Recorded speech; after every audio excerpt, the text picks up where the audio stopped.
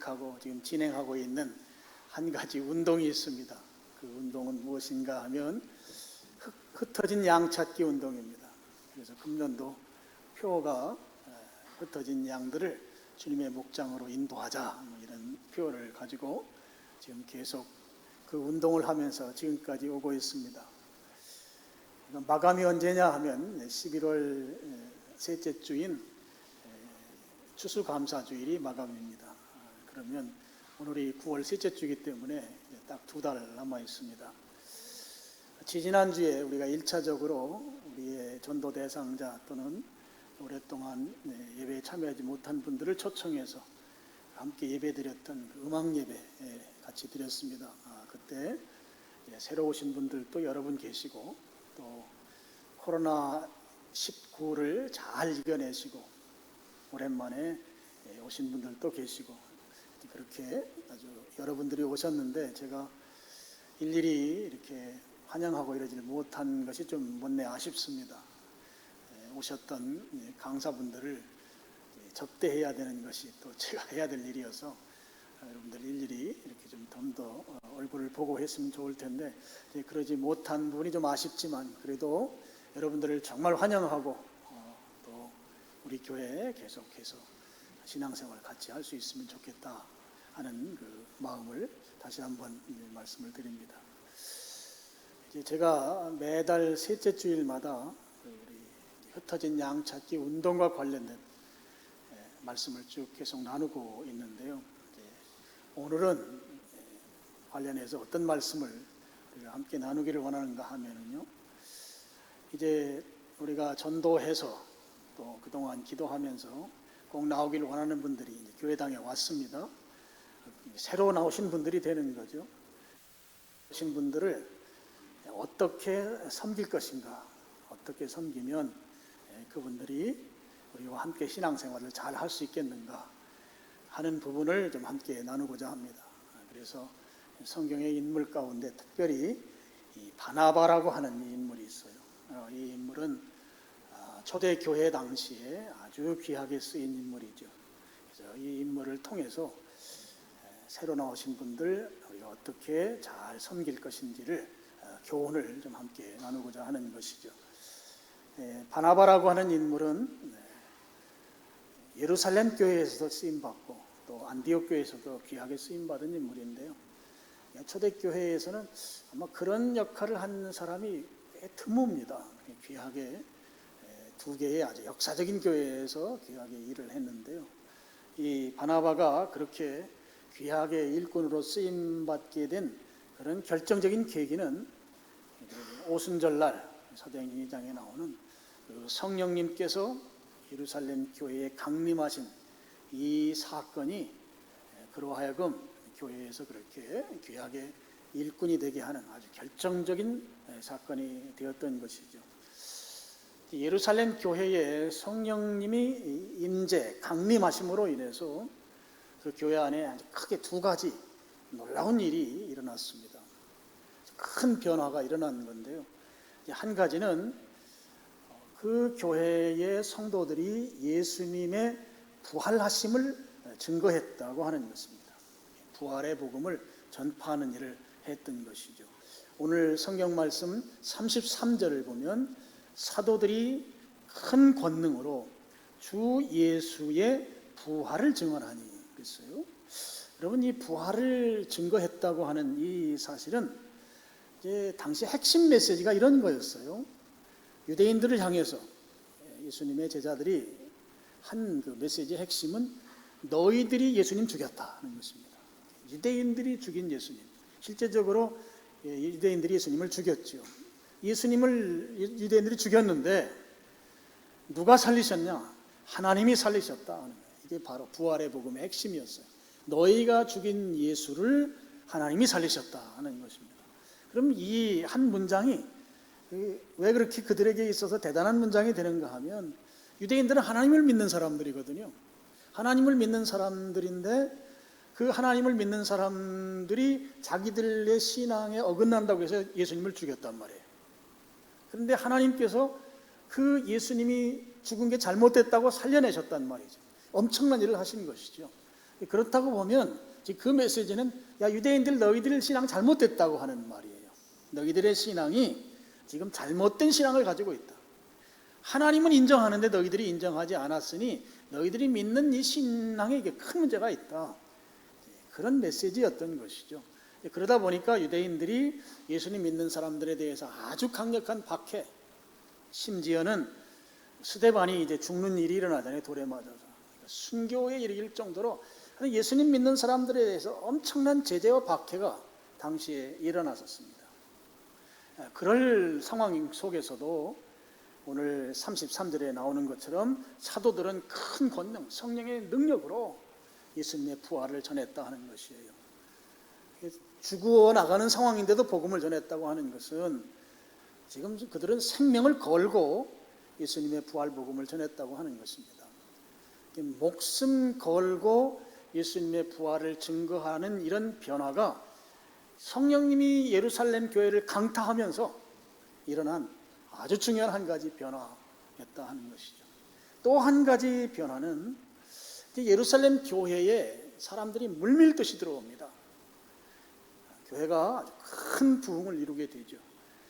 그랬을 때 그 교회 안에 들어온 사람들, 교회 가족들이죠. 이 가족들로 하여금 더 끈끈하고 친밀한 가족 관계를 만들어내는 역사가 두 번째로 큰 변화였습니다. 그냥 교회 들어오면 그냥 남보듯이 그렇게 대면대면한 게 아니고 아주 친밀한 결속 관계를 만들었던 거예요. 이것이 성령의 강력한 역사였다 하는 것입니다. 그러면 그렇게 하기 위해서 어떤 일이 있었는가 하면 당시에 이제 교회 안에 구체적으로 성도들 간에 결속시키는 성령의 역사를 이루기 위해서 이루어졌던 일이 구제를 위한 헌금 운동이었습니다. 헌금을 통해서 교회가 그 헌금이 잘 사용됨으로 인해서 구제하는 일들이 이루어졌고, 특별히 초대교회 때는 이 구제가 굉장히 중요했거든요. 그때 이 구제를 통해서 교회의 성도들의 관계는 아주 끈끈한 관계를 만들었다고 하는 것이죠. 그럼 이 헌금 운동이 얼마나 잘 이루어졌는가? 오늘 본문의 34절 보시죠. 34절 보면 그 중에 가난한 사람이 없었다 하는 거예요. 교회 안에 막 수천 명이 들어오는데 그 수천 명이 들어오는 사람들 가운데 가난한 사람이 없을 정도로 교회 안에서 구제하는 이 일, 헌금하는 이 일이 엄청난 역사 가운데 이루어졌다고 하는 것이죠. 그래서 사도행전 5장에는 이 구제 헌금하는 일에 아나니아와 삽비라라고 하는 꽤 부유한 부자, 또 신실한 그런 교회의 집사 부부가 있었어요.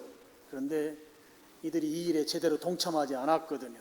않으니까 6장 3절에 보면 성령님께서 그들의 목숨을 거두어 갈 정도로 이 구제하는 헌금 운동은 성령의 아주 강력한 역사 가운데서 교회 안에 있었습니다.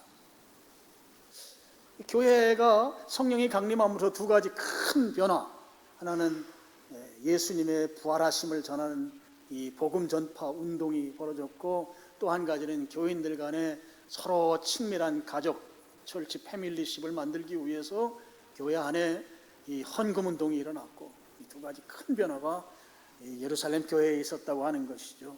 그렇게 헌금 운동이 일어날 때 그때 온전한 헌금하면서 그 구제하는 이 사역에 참여했던 인물로 성경이 소개하는 그 인물이 바로 오늘 우리가 살펴보고자 하는 바나바입니다.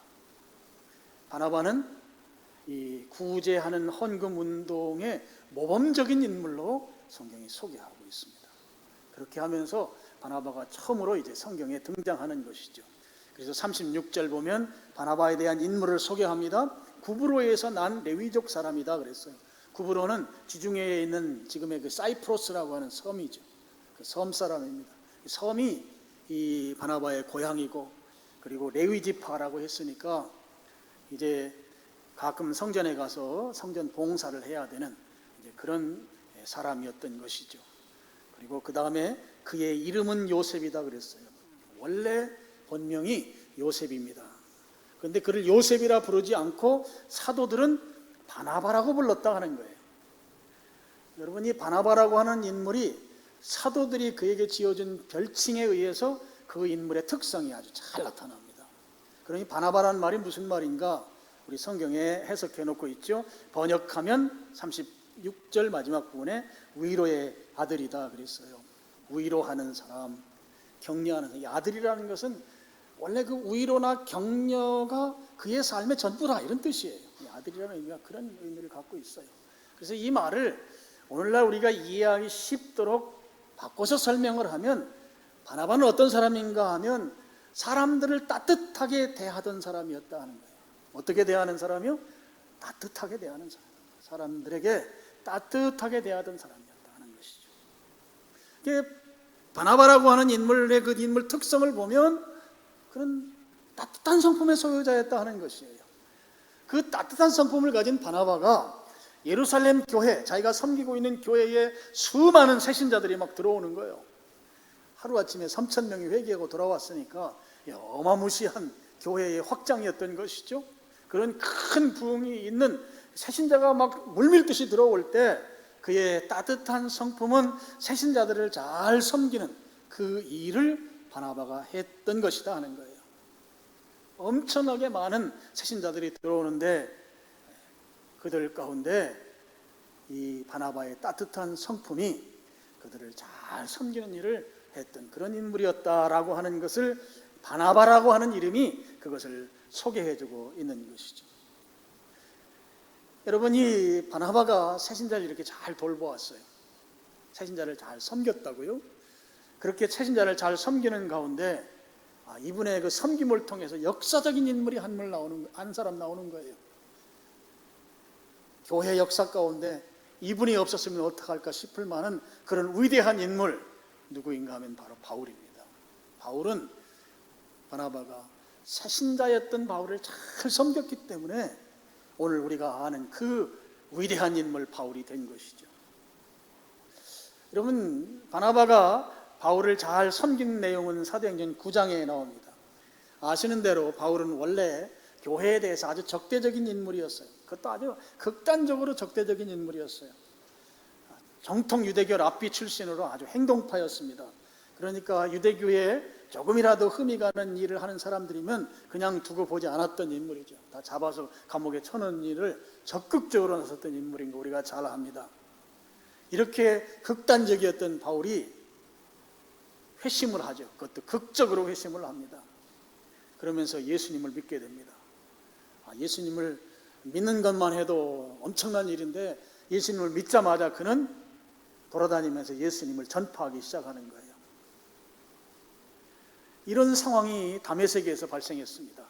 그러니까 다메섹에 있던 유대인들이 깜짝 놀란 것이죠. 엄청나게 당황스러운 일이 벌어진 거예요.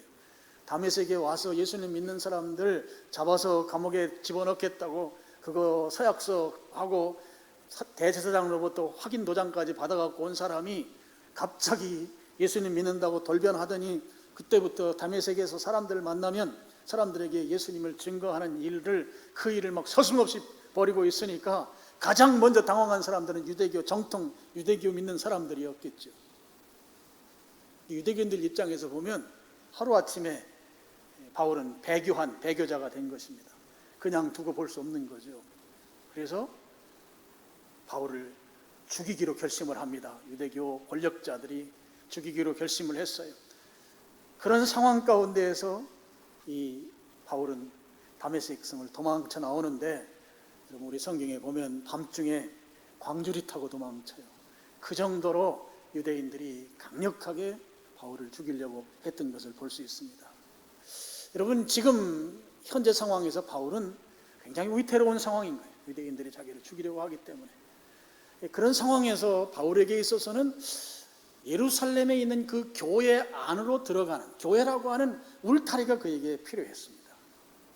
그래서 바울 입장에서는 내가 예루살렘 교회의 가족이 되어서 교회로부터 보호받는 그런 것이 중요한 상황이 되었던 것이죠. 여러분, 사도행전 9장 26절 한 5장 정도 넘기면 사도행전 9장이 나오죠. 거기 9장 26절을 한번 보시죠. 202쪽입니다. 26절 찾으셨죠? 먼저 내가 25절과 26절을 읽겠습니다. 25절 보면 그의 제자들이 밤에 여기 사울은 바울을 말합니다. 광주리에 담아 성벽에 달아내리니라. 이렇게 해서 다메섹을 도망친 거예요. 광주리 타고 도망쳤어요. 그 다음 26절, 사울이 예루살렘에 와서 제자들과 사귀고자 하나 다 두려워하여 그가 제자됨을 믿지 아니하니 그랬습니다. 바울이 유대교도들의 그 살해 위협 가운데 자기를 보호하기 위해서는 예루살렘 교회 공동체 안에 들어가서 교회 가족이 되는 것, 이게 절실하게 필요한 상황이었던 것이죠. 그래서 예루살렘에 왔습니다. 예루살렘에 와서 26절엔 그 뭐라고 표현하는가 하면 제자들과 사귀고자 한다 이렇게 표현했어요. 이 사귄다는 말이 여러분이 잘 아는 영어 가운데 콜라보레이션이라는 말이 있어요. 뭐 콜라보한다 이런 뜻을 많이 써요. 전혀 다른 사람들이 서로 합작한다고 할 때 콜라보레이션, 콜라보 이렇게 말하는데요. 그 말의 어원입니다. 콜라오라고 하는 헬란 말인데요. 이 말은 접착제를 말할 때 써요. 그러니까 완전히 하나가 되는 것을 말하는 것이죠. 제자들에게 와서 예루살렘 교회에 내가 완전히 귀속하겠다, 그 안에 들어가겠다고 하는 그 의사표시를 한 거예요. 그런데 예루살렘 교회 성도들 입장에서, 사도들 입장에서 보면 아니 어제까지 바울이 했던 행동을 너무나 잘 안단 말이죠. 그 직전까지만 해도 바울은 예수님 믿는 사람들을 잡아서 감옥에 가두고 이미 스데반은 돌에 맞아 죽는 일까지 했어요. 바울이 앞장서서 그 일을 주도했단 말이죠. 그런 일들을 서슴지 않고 했던 이 바울에 대해서 예루살렘 교회가 자기들에게 와서 하나가 되겠다고 사귀겠다고 말을 하는 이 말을 동의할 수가 없는 거죠. 그러니까 예루살렘 교회의 반응은 싸늘할 수밖에 없었고 오히려 두려워했다. 26절에 그렇게 표현하고 있습니다. 왜 두려워했겠습니까? 바울이 우리 교회 교인이 된다고 하는데 저건 거짓말이야. 이 소위 말하는 위장 개종이다. 위장에서 교인 되려고 한다. 신천지가 한때 교회 성도들을 미혹하기 위해서 교회에 들어와 가지고 새신자로 등록하고 한 1년 반 정도는 열심히 자기가 신천지인 그 표시도 안 내면서 열심히 봉사하다가 한 1년 반쯤 돼서 교회 집사도 되고 교회 직분자가 돼가지고 교회를 분란 일으키고 하는, 요즘은 신천지가 아예 공개적으로 하지만 한때는 그렇게 해서 교회 안에 들어와서 침투 전략을 했던 적이 있어요. 지금도 할지 모르겠지만 꼭 그런 것과 같다는 거예요. 위장해서 들어와가지고 우리 교회 공동체를 완전히 훼손하고 예수님 믿는 사람들 다 잡아들이려고 하는 그런 계획을 쓰는 게 아니냐. 당연히 교인들은 그렇게 생각할 수 있죠. 그래서 두려워했다고 하는 표현을 쓴 것입니다. 그런데 보십시오. 바울의 입장에서 한번 생각해 보세요. 지금 예수님을 믿고 완전히 그리스도인이 됐습니다. 그러니까 유대교인들, 유대교 권력자들은 바울 저거 그냥 두면 안 된다, 저거 죽여야 된다 하고 지금 죽이려고 온갖 방법들을 다 동원하고 있습니다. 그래서 교회 안으로 들어가려고 했는데 교회는 받아주지 않는 거예요. 도무지 바울 같은 사람을 우리가 어떻게 받아주는가.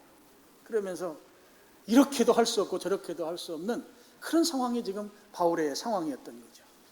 이런 상황일 때 그에게 따뜻한 마음을 가진 바나나가 나서는 거예요. 바나나가 나서서 바울의 손을 잡고 그를 믿어주고 그를 세워주고 그로 하여금 교회 안으로 들어오게 만들어준 인물이 바로 따뜻한 성품을 가졌던 바나바였다 하는 것입니다. 여러분, 이 바나바는 이렇게 보면 사람들이 다 포기해도 포기하지 않는 그런 성품을 가졌던 인물이에요. 여러분, 만약에 한번 생각해 보세요. 우리 교회에 어떤 새신자가 한번 온다고 하는데 우리 성도들이 다 그 사람 우리 교회 받아주면 안 된다고 다 거절한다고 한번 해보세요. 담임 목사는 받아주고 싶은 마음이 있더라도 다 안 된다고 하면 어떻게 받아줘요? 그 불가능한 거예요.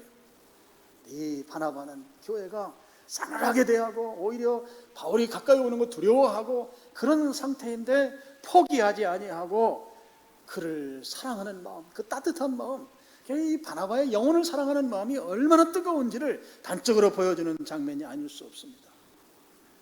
그래서 9장 27절 보시죠. 사도행전 9장 27절, 바나바가 데리고 사도들에게 가서 그가 길에서 어떻게 주를 보았는지와 주께서 그에게 말씀하신 일과 다메섹에서 그가 어떻게 예수의 이름으로 담대히 말하야 하는지를 알려줬다 하는 것입니다.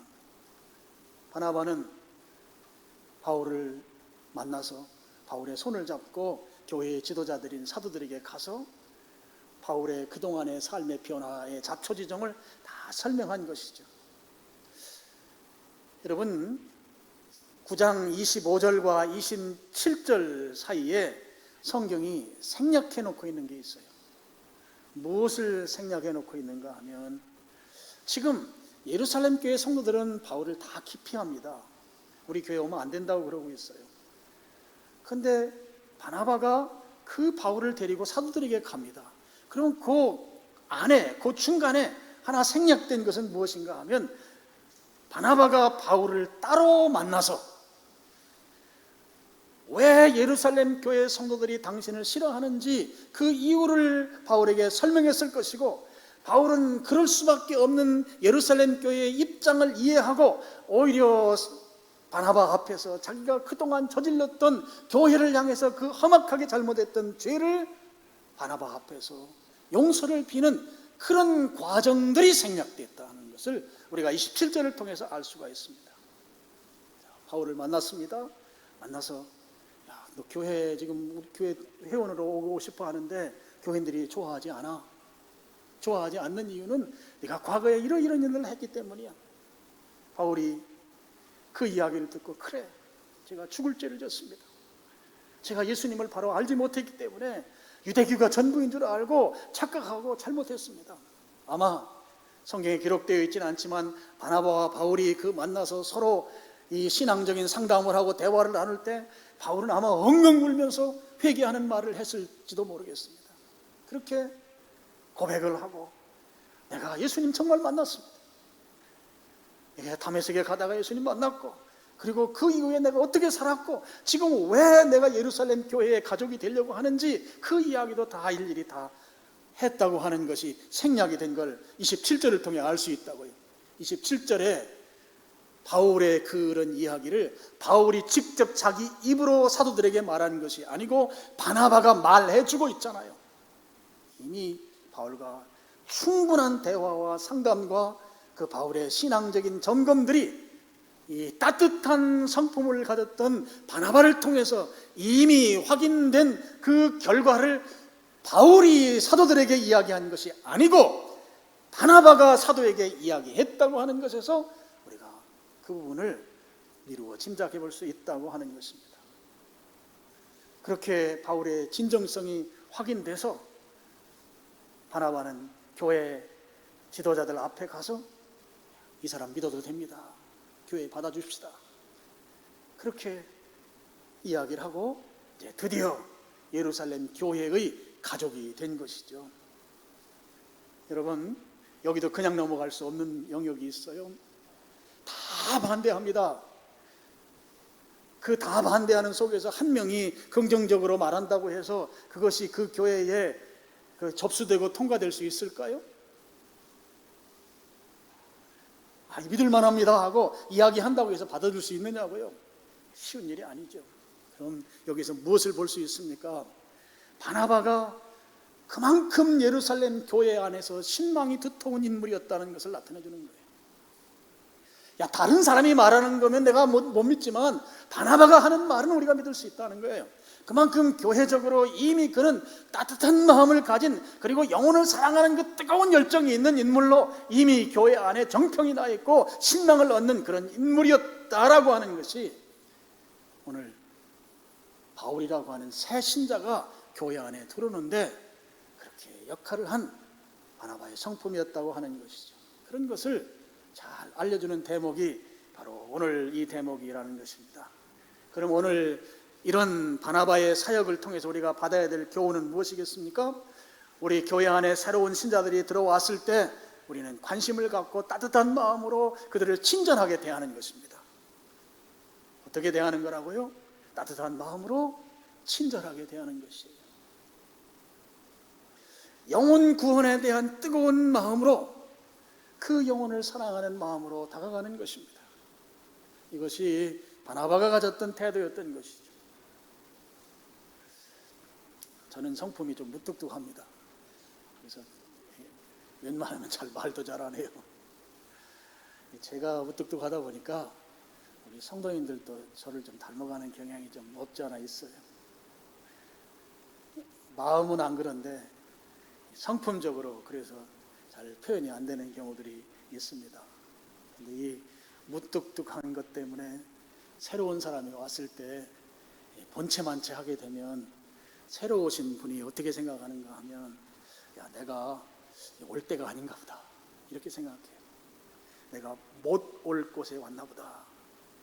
우리들이 무뚝뚝하게 대하면 새로 오신 분이, 야, 내가 올 곳이 아닌데 왔는가 보다 이렇게 생각한다고요. 우리는 그렇게 생각하도록 만들어서는 안 돼요. 우리가 생각할 것은 오신 분들을 정말 잘 귀하게 여기고 대해야 돼요. 한 사람을 밖에서 교회 안으로 데려오는 게 얼마나 힘듭니까? 정말 힘들어요.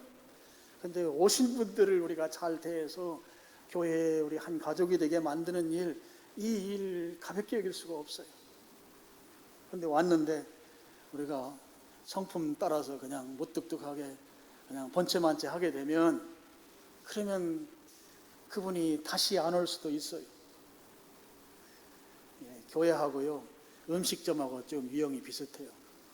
우리 음식점에 갔는데 거기 종업원들이 막 무뚝뚝하게 대하고 번체만체하고 음식 주문도 막 해도 뭐 들은 채도 안 하고 그러면, 거기다 또 음식까지 맛이 없으면 그 집 다시 가나요? 속으로 한번 대답해 보세요. 다시 안 갑니다. 유명한 말이 있어요. 사촌이 식당을 내도 그렇게 하면 한 번밖에 안 간다는 말이 있어요. 언제 가요? 개업식 때만 가고 안 간대. 교회의 새신자들도 마찬가지입니다. 교회에 왔는데 사람들이 번체만체하고 무뚝뚝하게 대하고 이러면 내가 괜히 왔나 보다 그러면서 안 온다는 것이죠. 실제적으로 다시 안 올 수도 있어요. 오늘 새신자는 한 번 와서 내가 계속 이 교회를 나와야 될지 안 나와야 될지 결정한다는 한 번. 지금 시대가 그렇습니다. 음식점하고 똑같은 거예요. 그래서 우리가 새로 오신 분에 대해서 친절하게 대해야 돼요. 친절하게. 관심을 가지고 인사도 하고 말도 걸고 친절하게 대해야 된다는 것이죠. 그래서 새로 오신 분이 서먹서먹하게 여기지 않도록, 뻘쭘하게 그렇게 있지 않도록 친절하게 안내해 주셔야 합니다. 이런 설교를 제가 준비하는데 그런 생각이 들었어요. 여러분은 정말 대단한 거예요. 우리가 뻘쭘하게 있게 만들었는데도 불구하고 이 자리에 지금 서서 우리 교회에 이제 중요한 역할들을 좀 하고 계시잖아요. 우리가 무뚝뚝하게 별로 친근감 있게 대하지도 않았는데 그래도 살아남았단 말이에요. 제가 90도로 막 머릿속에서 인사하고 싶어요. 그 심정입니다. 근데 이제 우리가 그렇게 했기 때문에 오는 사람들도 그렇게 당해라 그러면 되겠어요? 안 되죠. 새로 오시는 분들에 대해서 관심 가지고 친절하게 안내하는 여러분 되기를 축복합니다. 여러분, 새신자를 환대하는 것이 중직자들이나 목회자가 하는 것이라고 그렇게 여기고 등한시하면 절대 되지 않습니다.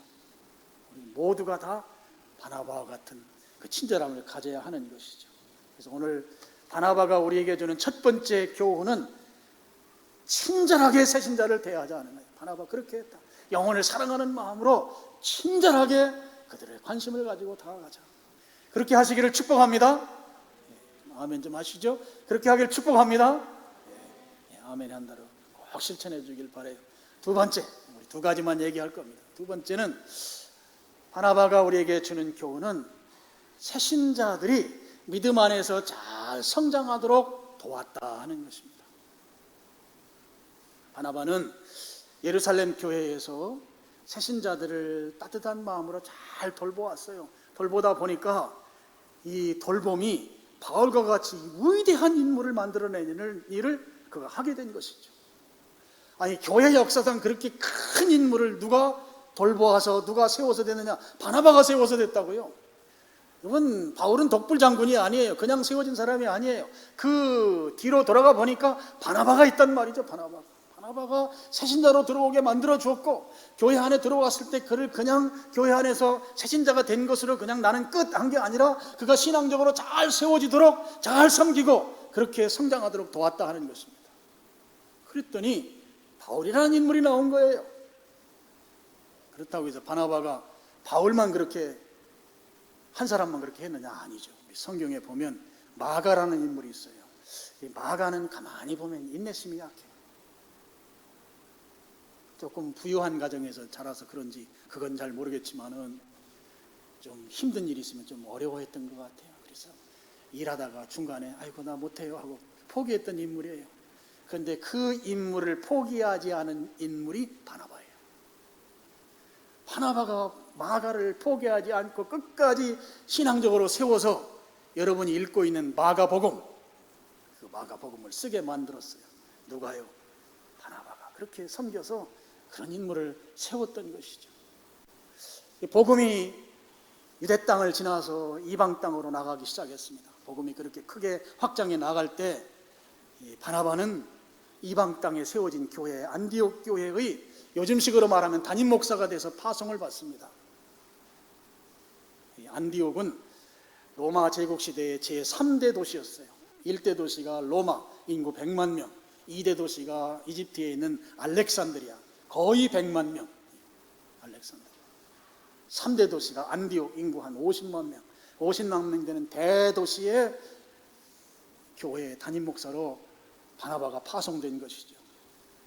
그만큼 교회로부터 신망이 있고 실력이 있는 그런 인물이 바나바였던 것이죠. 안디옥 교회에 가서 사역을 하는데 교회가 부흥하는 거예요. 교회가 건강하게 성장하려면 일꾼이 필요하거든요.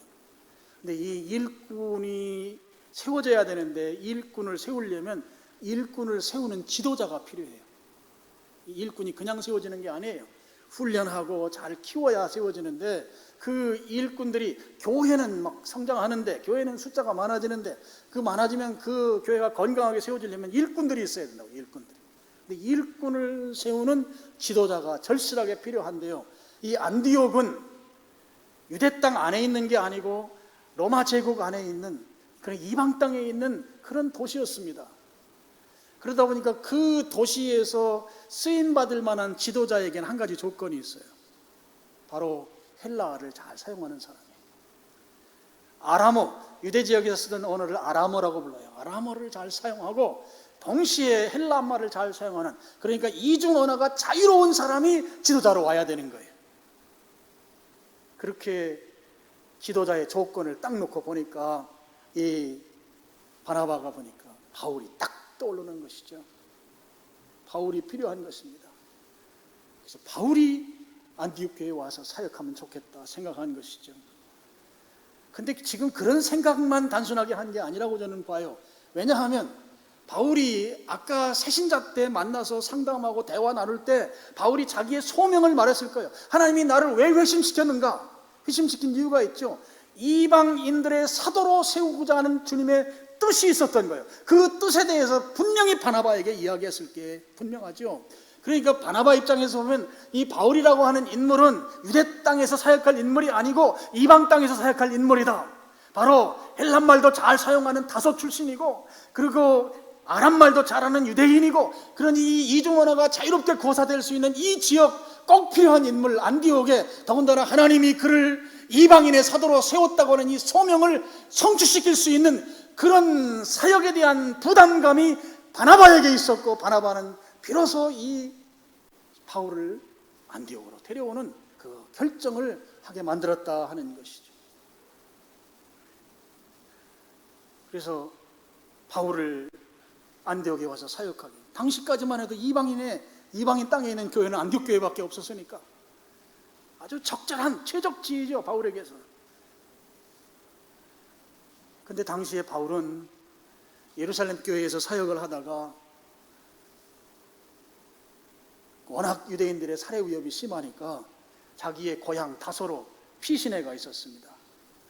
그러니까 이 바나바는 바울을 안디옥 교회에 와서 사역하게 하려면 다소로 바울을 데리러 가야 돼요. 안디옥에서 5가지 거리는 약 230km 정도 됩니다. 산을 넘어야 합니다. 그러니까 실제적 거리는 더 걸리는 것이죠. 이 거리는 서울에서 대구 정도 돼요. KTX 타면 대구까지 지금 서울에서 2시간이면 가는데, 여러분 당시에는 뭐 KTX가 있는 때가 아니죠. 걸어가야 돼요. 걸어서 가면 로마 군인들의 걸음걸이로 계산해 보면 약 8일 정도가 걸려요. 제가 생각을 해봤어요. 만일에 우리 교회에 꼭 필요한 일꾼, 지도자가 필요한데 이 사람이 우리 교회에 와서 사역했으면 좋겠다. 그래서 그 사람을 데리러 가야 되는데 왕복 16일 걸려요. 왕복 16일. 그런데 만나러 가는 길이 험난하죠. 더군다나 강도의 위험이 늘 도사리고 있는 땅을 걸어서 가야 합니다. 그러니까 그런 위험스러운 거리를 오가는데 16일이니까 16일이 더 걸리면 더 걸리지 덜 걸리진 않아요. 그 오가는데 필요한 비용은 또 얼마입니까? 비용 계산을 안 할 수 없겠죠. 거기에다가 바울을 데려왔을 때 안디옥 교회에서 하는 사역, 그 사람을 우리 교회에 데려왔을 때 우리 교회에서 그 사람이 정말 우리 교회에 도움이 되는 사역을 할까? 뭐 이런 생각 안 해보겠습니까? 그런 생각들을 해볼 때 그 사람을 교회로 데려온다고 하는 것은 보통 마음으로는 불가능한 것이다. 그런 생각이 제가 들더라고요. 바나바는 영혼을 사랑하는 마음이 있었어요. 새신자를 따뜻하게 대하는 그런 인물이었어요. 그리고 동시에 일꾼을 세우고자 하는 열정을 가진 인물이었어요. 특별히 바울이 하나님으로부터 소명이 있는데 이 소명대로 순종할 수 있도록 길을 열어주고 싶은 마음이 있었던 거예요. 그래서 기꺼이 모든 어려움을 감수하고 본인이 다소에 가서 바울을 데리고 와서 함께 사역한 것이죠. 바울과 바나바가 함께 동역해서 안디옥 교회가 이제 부흥하는데 어떤 결과가 나타나는가? 여러분 한 장만 더 넘기면, 2장 넘기면 11장 26절이 나옵니다. 11장 26절. 우리 26절을 25절과 26절 같이 우리 한 목소리로 읽어보겠습니다. 시작.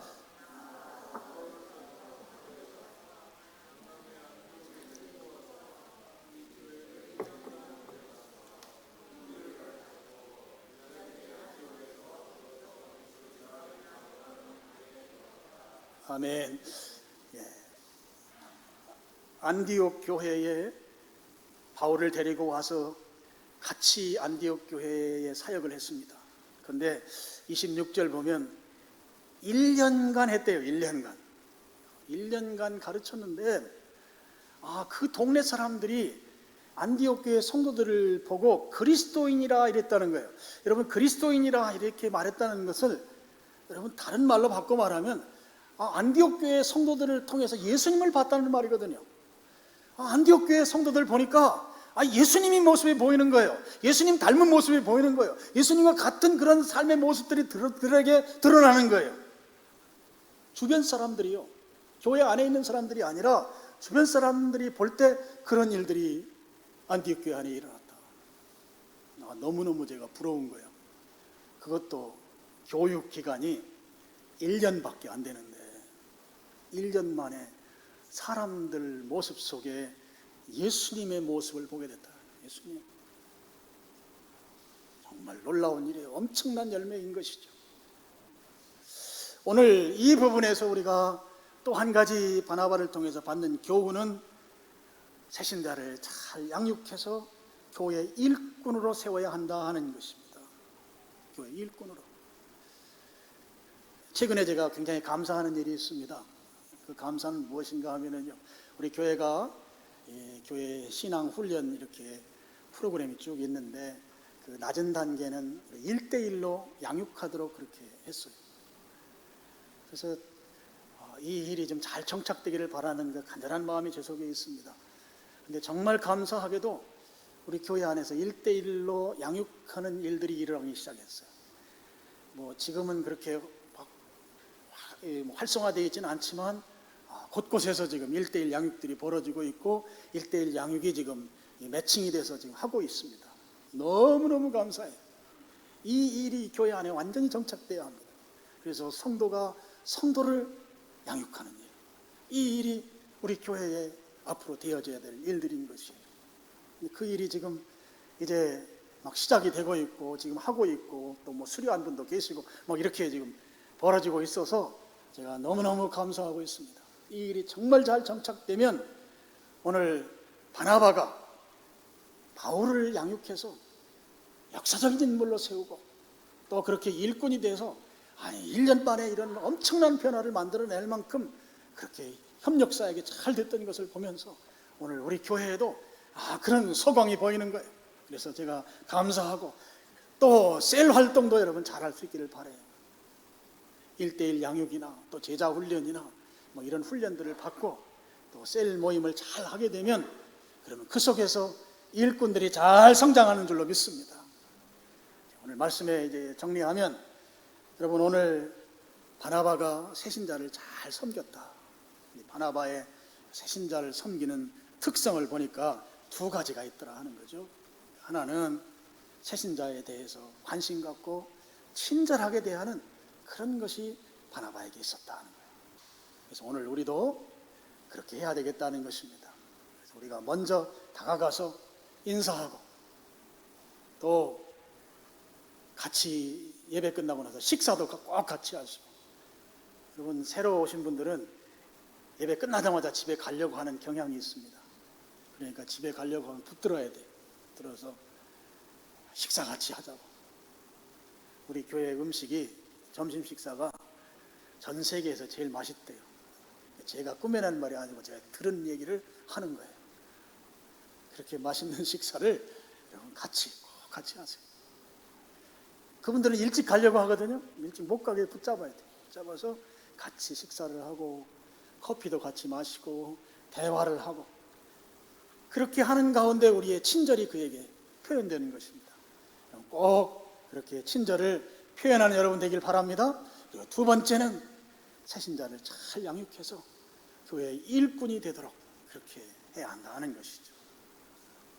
바나바가 새신자였던 바울을 잘 세워서 교회의 큰 일꾼이 되도록 만든 것처럼 우리들도 우리 안에, 교회 안에 있는 새신자들, 내가 직접 양육하는 게 어려울 수 있습니다. 그러면 교회 중직자들에게 말하세요.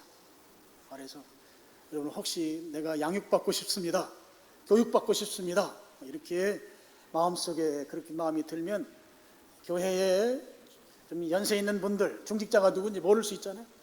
그분들에게 말씀을 하세요. 그러면 정말 잘 안내해 줄 거예요. 잘 안내해 줄 거예요. 그래서 1:1로 양육을 받으시고 훈련 받으시고 또 그 다음 단계도 또 하시고 이렇게 꼭 하시길 바랍니다. 그래서 좋은 일꾼들이 세워져서 교회가 담임 목사 단독 리더십이 아니라 우리 성도들이 함께 일하는 교회를 이루어야 돼요. 이것이 21세기 교회가 살아남는 방법이에요.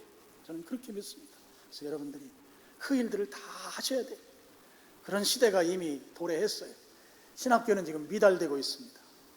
신학교에서 좋은 인물들이 나오는 거 어려운 시대가 되어버렸어요. 우리 스스로가 좋은 인물들이 돼야 된다고요. 그런 일들을 여러분들이 좀 할 수 있기를 바랍니다. 그래서 여러분 새신자들에게 친절하게 대하는 것, 바나바처럼, 그리고 그분들을 신앙적으로 잘 세워서 우리들의 그런 수고와 헌신을 통해서 제2의 바울, 제3의 바울, 제2의 마가, 제3의 마가가 나올 수 있도록 이렇게 여러분 다 힘써서 새신자를 잘 세우는 그런 여러분들 되기를 주님의 이름으로 축원합니다. 기도하겠습니다. 아버지 하나님 감사합니다. 자기들